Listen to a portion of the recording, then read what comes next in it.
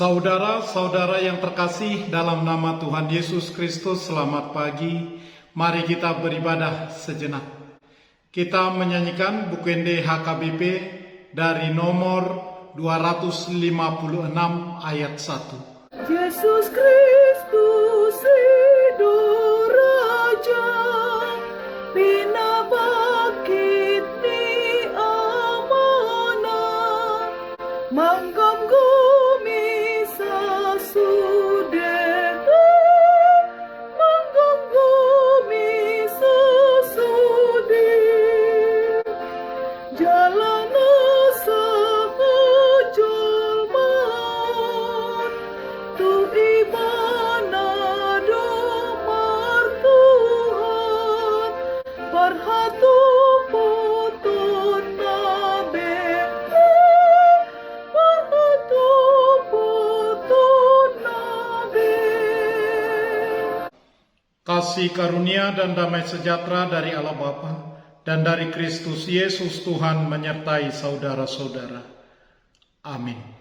Saudara-saudara, firman Tuhan renungan harian Jumat 13 Mei 2022 dari kitab Wahyu pasal 11 ayat 15 mengatakan, lalu malaikat yang ketujuh meniup sangkakalanya, dan terdengarlah suara-suara nyaring di dalam surga. Katanya, pemerintahan atas dunia dipegang oleh Tuhan kita, dan Dia yang diurapinya, dan Ia akan memerintah sebagai Raja sampai selama-lamanya. Dalam bahasa Batak Toba, dungi dipalu suru-suruan napapituhom masarunena. Jadi masama suara nagogo di Banua Gijang akka dipadok nungasahat tutuhatai dohotuk Kristus nai harajaon ni hasianganon bakit raja ma ibana rodi saliling-lilingna. Demikian firman Tuhan.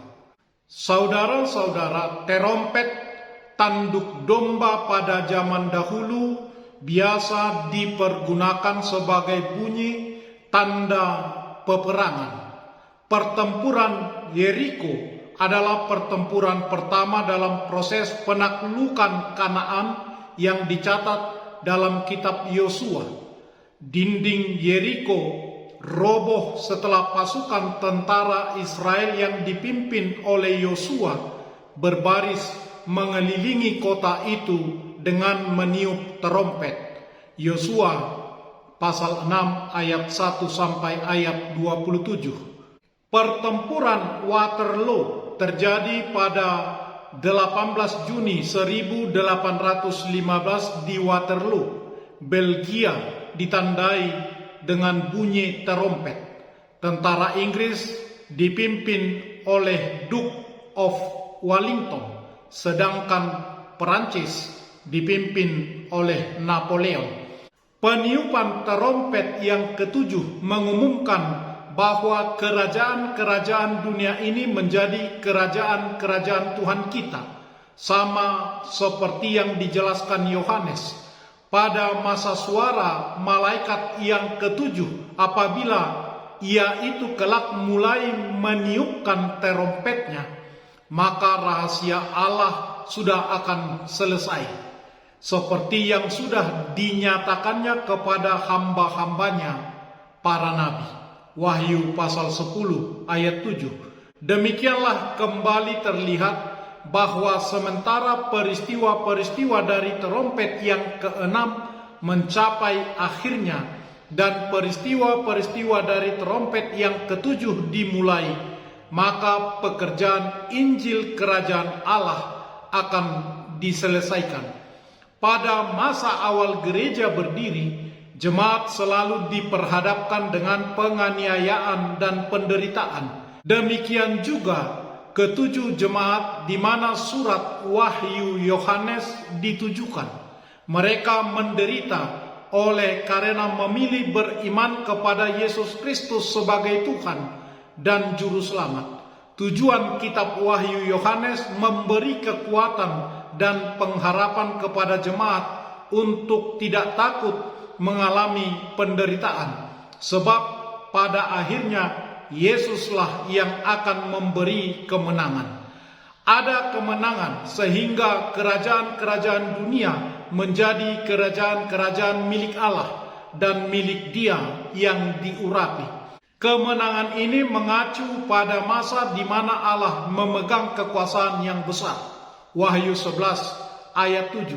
Meski kemudian terjadi perlawanan dari musuh-musuh Allah, pada akhirnya semua kuasa yang melawan Allah itu akan dikalahkan dan mengalami penghukuman terakhir. Dan pesta kemenangan itu terbukalah bait suci Allah yang ada di surga dan kelihatan tabut perjanjiannya.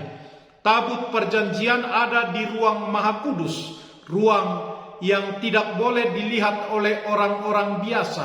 Bahkan imam besar pun hanya boleh masuk pada hari penebusan.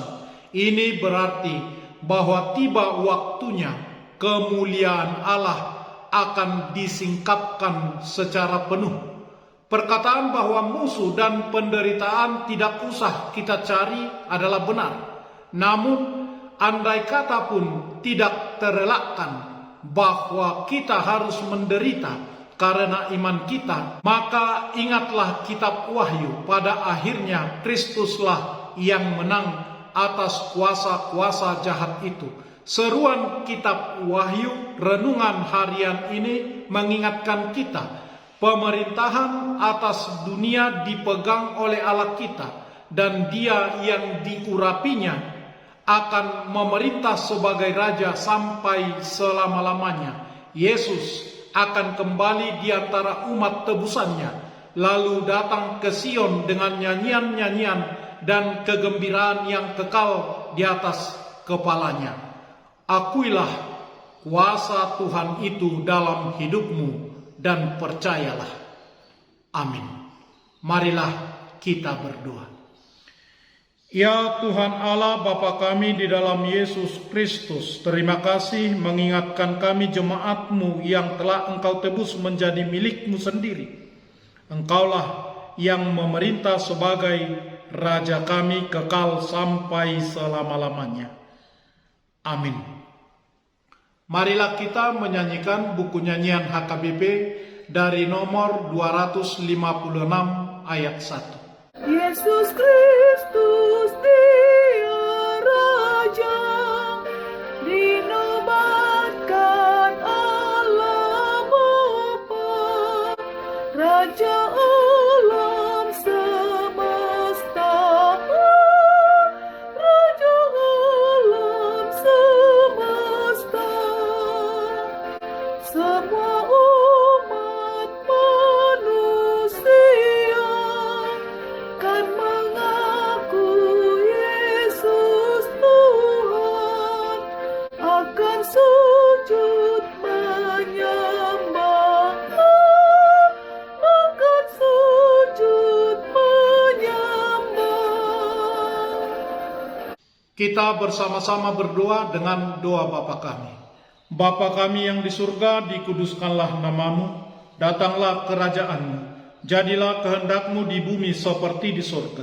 Berikanlah kami pada hari ini makanan kami yang secukupnya, dan ampunilah kami akan kesalahan kami, seperti kami juga telah mengampuni orang yang bersalah kepada kami. Dan janganlah membawa kami ke dalam pencobaan, tetapi lepaskanlah kami daripada yang jahat, karena Engkau punya kerajaan dan kekuasaan dan kemuliaan sampai selama-lamanya. Amin. Anugerah Tuhan Yesus Kristus, kasih setialah Bapa, dan persekutuan Roh Kudus menyertai saudara-saudara. Amin.